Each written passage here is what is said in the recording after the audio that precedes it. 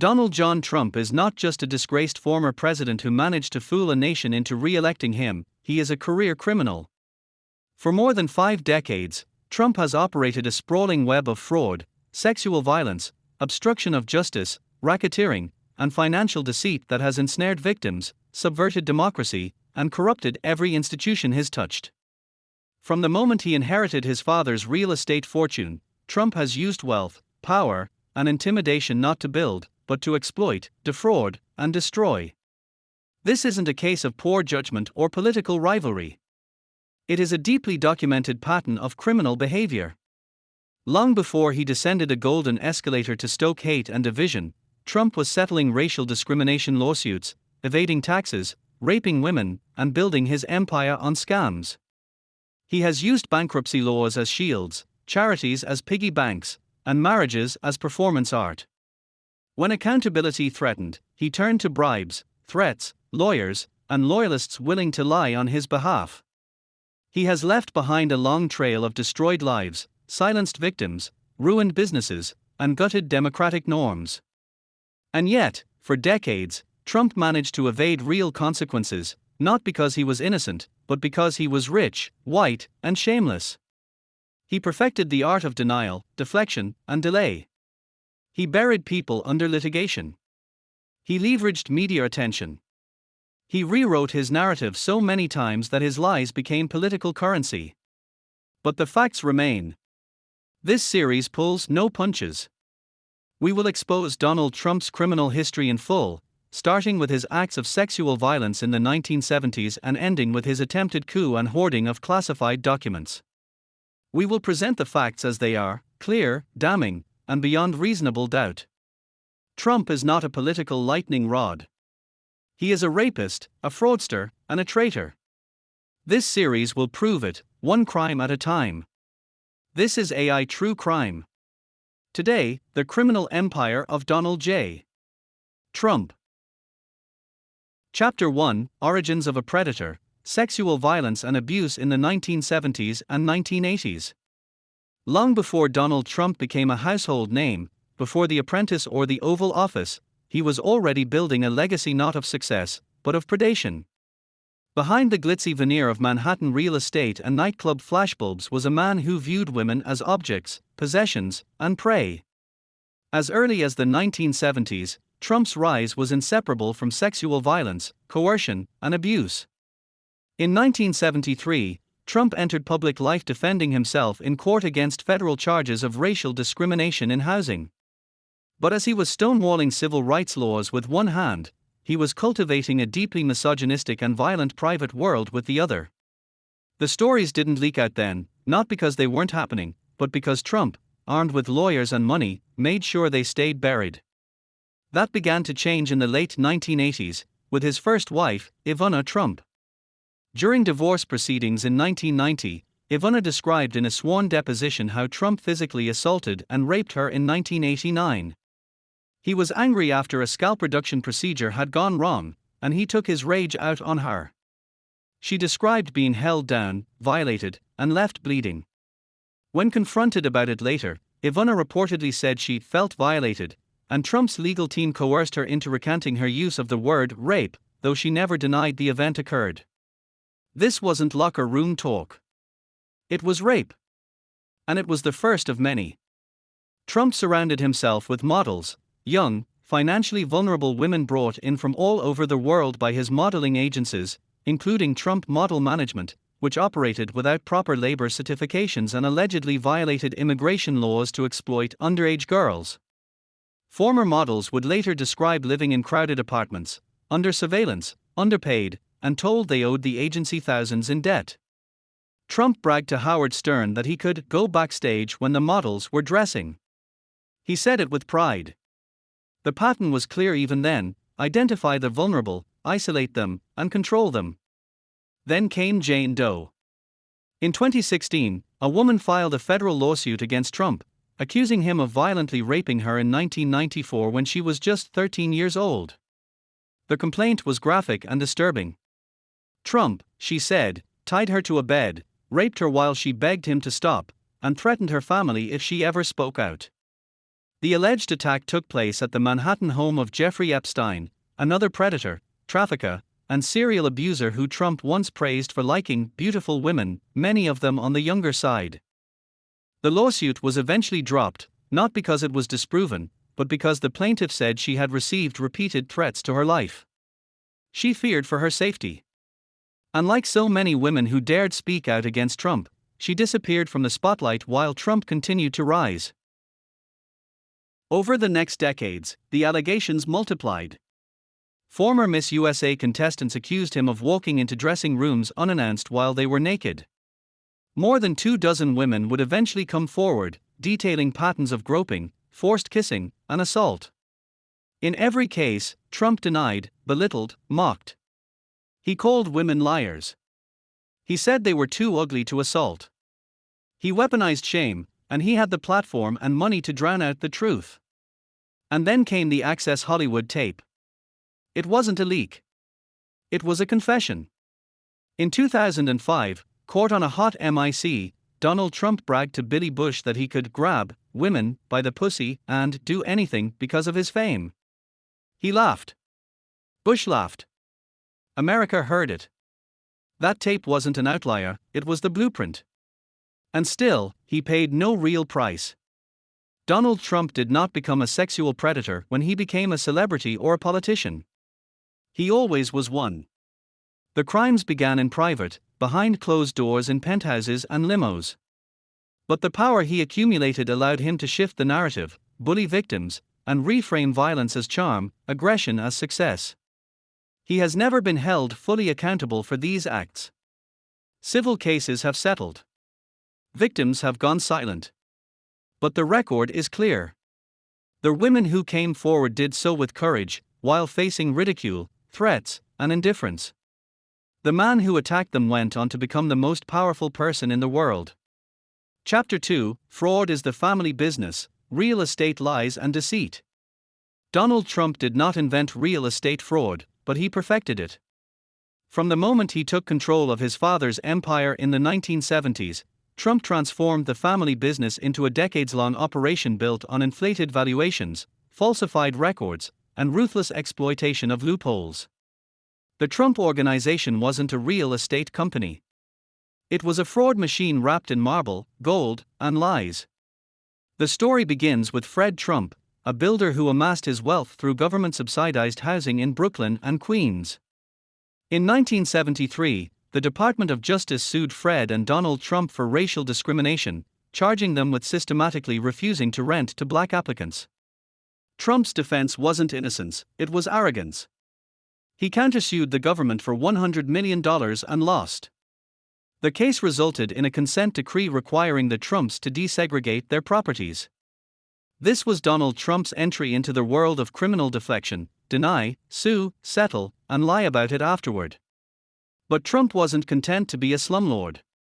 He wanted glamour, headlines, and gold-plated notoriety. As he moved into Manhattan in the late 1970s and 1980s, he brought his father's fraudulent sensibilities with him. He claimed buildings were worth more than they were, insisted his brand was synonymous with excellence, and cultivated relationships with bankers willing to believe his lies, at least as long as the loans were large and the parties lavish. One of his earliest scandals centered on the construction of Trump Tower. He demolished the historic Bonwit Tella building using undocumented workers paid below minimum wage, many without safety equipment, proper housing, or legal contracts. Some were sleeping on job sites. Trump denied responsibility, but a federal judge later ruled the workers were owed back pay and damages. His company had exploited vulnerable labor to build a monument to himself, and it wouldn't be the last time. As the decades progressed, so did the complexity of Trump's frauds. He began manipulating property values for personal gain, inflating them to secure massive loans, and then deflating them to avoid taxes. This dual book strategy was the subject of intense scrutiny by New York Attorney General Letitia James, whose 2022 lawsuit detailed how Trump routinely exaggerated the value of his properties by hundreds of millions of dollars. At the heart of the lawsuit were assets like Mar-a-Lago, falsely valued at $739 million despite deed restrictions capping its use as a private club. Trump claimed his triplex apartment in Trump Tower was 30,000 square feet. It was barely a third of that size. He valued it at $327 million, more than triple the price of any apartment ever sold in New York City at the time. These weren't clerical errors. They were deliberate lies used to defraud lenders, insurers, and the public. The fraud extended beyond buildings.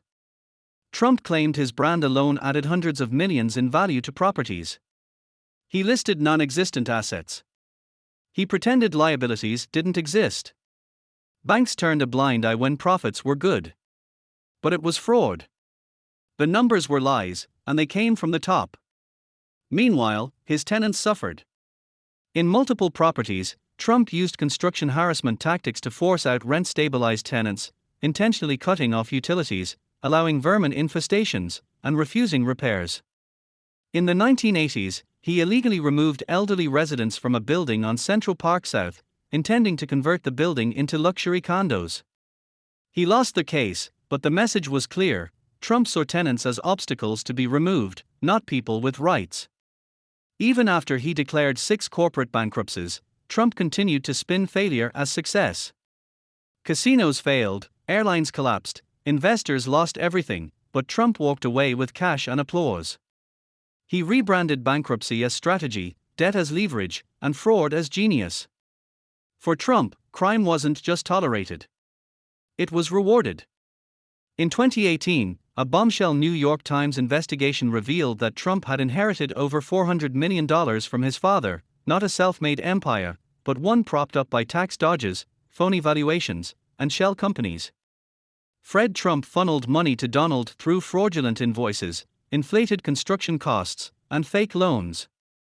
In some cases, the family undervalued buildings by 90% to avoid estate taxes.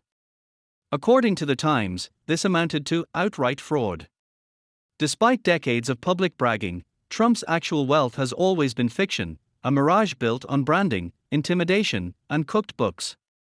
His real estate empire was never clean. It was, from the start, a criminal enterprise. Evicting tenants, lying to banks, deceiving tax authorities, and rigging valuations. And as we will see, those same instincts would carry him into new grifts, fake universities, stolen charity funds, and eventually, the White House. Chapter 3: The Pre-Presidency Crimes, Russian Collusion and the Campaign of Deception. As the 2016 presidential election loomed, Donald J. Trump orchestrated a campaign that would become synonymous with deceit, foreign interference, and a relentless assault on truth. His path to the Oval Office was paved not only with inflammatory rhetoric but also with actions that undermined the very foundation of American democracy. Russian interference, a symbiotic relationship. The Russian government's interference in the 2016 election was both sweeping and systematic, aiming to sow discord and tilt the scales in favor of Trump. The Mueller report meticulously detailed how Russia's Internet Research Agency, IRA, conducted a social media campaign that disparaged Hillary Clinton and bolstered Trump's candidacy. Simultaneously, Russian military intelligence, GRU, hacked into Democratic Party emails, strategically releasing damaging information to weaken Clinton's campaign. Trump and his associates not only welcomed these efforts but actively sought to capitalize on them. The Senate Intelligence Committee's report further underscored the grave counterintelligence threat posed by Trump's inner circle, particularly highlighting campaign chairman Paul Manafort's interactions with Russian intelligence officer Konstantin Kilimnik. Manafort's sharing of internal polling data and campaign strategies with Kilimnik epitomized the campaign's willingness to engage with foreign adversaries for political gain. The Steele dossier and the web of lies. Amidst growing concerns about Trump's Russian ties, the Steele dossier emerged, alleging deep connections between Trump and the Kremlin. Commissioned by the law firm Perkins Coie on behalf of the Democratic National Committee and the Clinton campaign, the dossier painted a picture of collusion and compromise. In retaliation, Trump wielded his executive power to target Perkins Coie, stripping its attorneys of security clearances and severing government contracts, branding the firm as dishonest and dangerous. This unprecedented move was a blatant attempt to silence dissent and punish those who dared to expose his dubious dealings. Smear campaign against Hillary Clinton. Trump's campaign was a masterclass in deflection and deceit, with Hillary Clinton as his primary target. He perpetuated baseless accusations, labeling her as crooked and insinuating involvement in various scandals without evidence. One of the most egregious instances was his suggestion that Second Amendment people could take action against Clinton, a thinly veiled incitement to violence that drew widespread condemnation. Furthermore, Trump's campaign capitalized on the hacked Democratic emails, amplifying their release and reveling in the damage inflicted upon Clinton's candidacy. Obstruction and obfuscation. Throughout the investigations into Russian interference, Trump engaged in a relentless campaign to obstruct justice and muddy the waters. He fired FBI Director James Comey, attempted to curtail the special counsel's investigation, and dangled pardons to dissuade cooperation with authorities. These actions, meticulously documented in the Mueller report, showcased a flagrant disregard for the rule of law and an unwavering commitment to self-preservation at the nation's expense. Conclusion: a prelude to presidential malfeasance. The period leading up to Trump's presidency was characterized by an unprecedented convergence of foreign interference, systemic deceit, and the erosion of democratic norms. His campaign's entanglement with Russian operatives and the ceaseless barrage of lies against Hillary Clinton were harbingers of the chaos and corruption that would define his tenure. Trump's ascent to power was not a triumph of populism but a testament to the potency of manipulation, fear-mongering, and the perilous allure of demagoguery. Chapter 4: The Epstein Enigma and the Web of Hush Money. Donald J. Trump's ascent to power is marred by associations with notorious figures and a pattern of concealing indiscretions through financial means. Among the most controversial of these associations is his relationship with Jeffrey Epstein, a financier and convicted sex offender, and his involvement in hush money payments to silence allegations of sexual misconduct. The Jeffrey Epstein connection. Jeffrey Epstein, a financier with a social circle that included many high-profile individuals, was convicted of sex crimes and allegedly operated a sex trafficking ring involving underage girls. Trump and Epstein's association dates back to the 1990s, characterized by social interactions at various events. In recordings released by journalist Michael Wolff, Epstein referred to himself as Trump's closest friend and described their exploits, portraying Trump as a womanizer and adulterer. While there is no public evidence directly implicating Trump in Epstein's criminal activities, their association has raised questions about Trump's judgment and the company he kept. Epstein's 2019 arrest and subsequent death in prison intensified scrutiny of his connections, including those with Trump. Despite the controversy, Trump has downplayed their relationship, stating he was not a fan of Epstein and had a falling out with him years prior to Epstein's arrest. Hush money payments and legal ramifications. Trump's history of alleged sexual misconduct includes accusations from multiple women, some of whom have claimed they were offered payments in exchange for their silence. One of the most notable cases involves adult film actress Stormy Daniels, who alleged a sexual encounter with Trump in 2006. In the weeks leading up to the 2016 presidential election, Trump's personal attorney, Michael Cohen, paid Daniels $130,000 as part of a non-disclosure agreement to prevent her from speaking about the alleged affair. This payment became the center of a legal firestorm, leading to Cohen's conviction on charges including campaign finance violations. Cohen testified that the payment was made at Trump's direction to influence the election by suppressing potentially damaging information. Trump initially denied knowledge of the payment but later acknowledged reimbursing Cohen, asserting that the transaction was legal and unrelated to the campaign. In March 2023, a Manhattan grand jury indicted Trump on 30 for felony counts of falsifying business records related to the hush money payment to Daniels. The indictment marked the first time a former U.S. president faced criminal charges. During the trial, prosecutors argued that Trump orchestrated a scheme to conceal the payment, thereby violating campaign finance laws. In May 2024, Trump was convicted on all counts, becoming the first U.S. president to be convicted of a felony. Despite the conviction, Trump's sentencing in January 2025 resulted in an unconditional discharge, meaning he avoided jail time but remained a convicted felon. The sentencing judge acknowledged the unprecedented nature of the case, balancing the severity of the offenses with the unique circumstances of prosecuting a former president. Conclusion: a pattern of concealment and association. Donald J. Trump's associations with Jeffrey Epstein and his involvement in hush money payments to suppress allegations of sexual misconduct reflect a broader pattern of behavior aimed at protecting his public image at any cost. While flight logs indicate that Trump flew on Epstein's private jet multiple times in the 1990s, including flights with his then-wife Marla Maples and their children between Palm Beach and New York City, there is no concrete evidence directly linking Trump to Epstein's criminal activities. However, the legal consequences stemming from the hush money payments underscore the lengths to which Trump and his associates were willing to go to conceal information that could jeopardize his political ambitions. Chapter 5: Presidential Crimes, A Legacy of Corruption and Subversion. Donald J. Trump's presidency was marred by a series of actions that not only defied legal norms but also threatened the very foundations of American democracy. From undermining electoral integrity to obstructing justice, his tenure exemplified a blatant disregard for the rule of law. Obstruction of justice, the Mueller investigation. In May 2017, the Department of Justice appointed special counsel Robert Mueller to investigate Russian interference in the 2016 presidential election and potential collusion with the Trump campaign. Throughout the investigation, Trump attempted to obstruct justice by pressuring officials. He urged FBI Director James Comey to drop the investigation into National Security Advisor Michael Flynn's contacts with Russian officials. Firing Comey, Trump dismissed Comey in an effort to derail the investigation, leading to Mueller's appointment. Attempting to fire Mueller, he directed White House counsel Don McGahn to remove Mueller, a command McGahn refused to execute. Mueller's report outlined these and other instances of potential obstruction but refrained from charging Trump, citing Department of Justice guidelines against indicting a sitting president. However, it did not exonerate him, leaving the door open for congressional action. Abuse of power, the Ukraine scandal and first impeachment.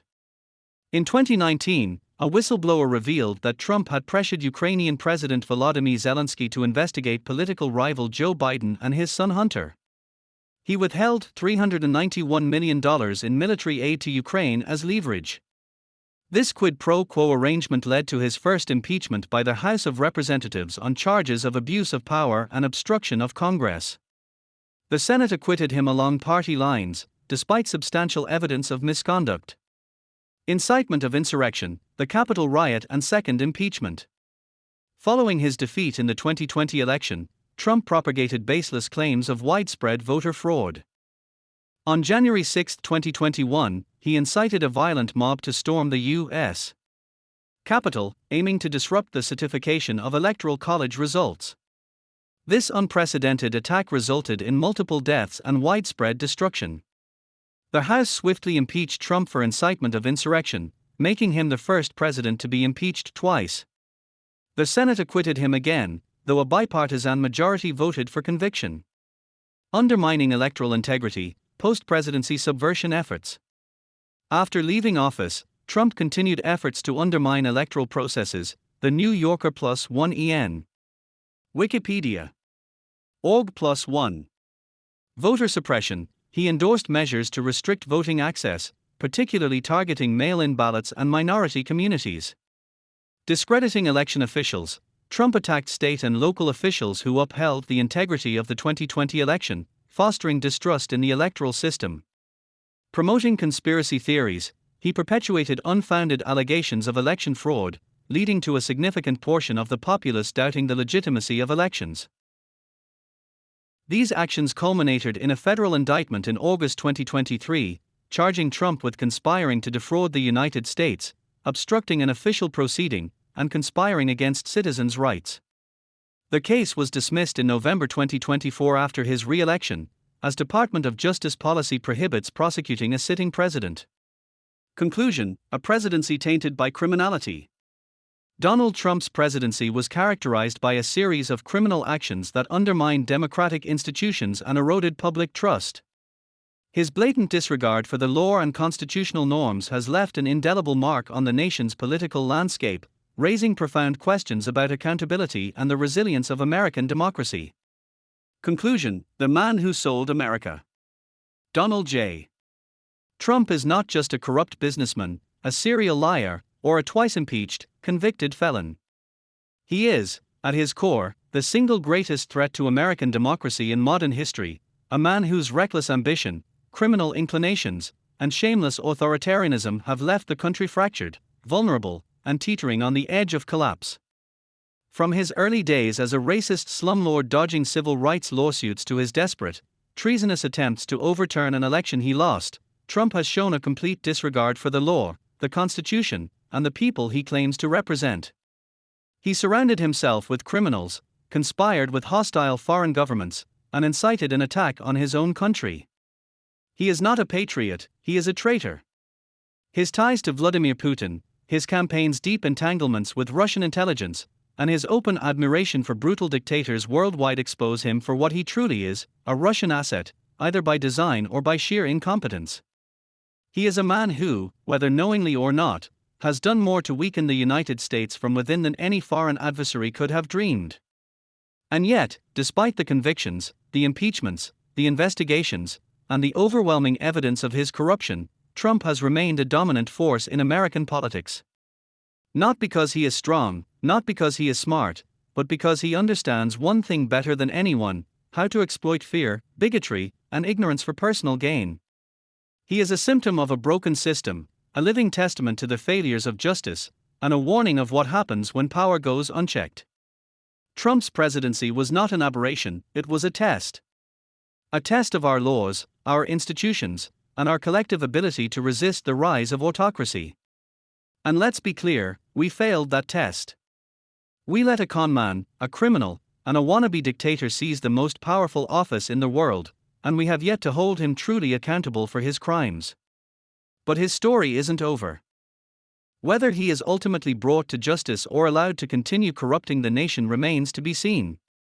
What is certain is that history will not be kind to Donald Trump. He will be remembered not as a great leader, not as a champion of the people, but as a disgrace, a man who sold his country for wealth, power, and the approval of tyrants. That's all for today's episode of AI True Crime. Next time, we begin a new series, Summertime Crime. And trust me, if you think this episode was wild, just wait until we dive into the twisted, bizarre, and downright insane criminal activity when the temperatures rise. Until then, stay informed, stay vigilant, and remember, the intelligence is artificial, but the crime is real.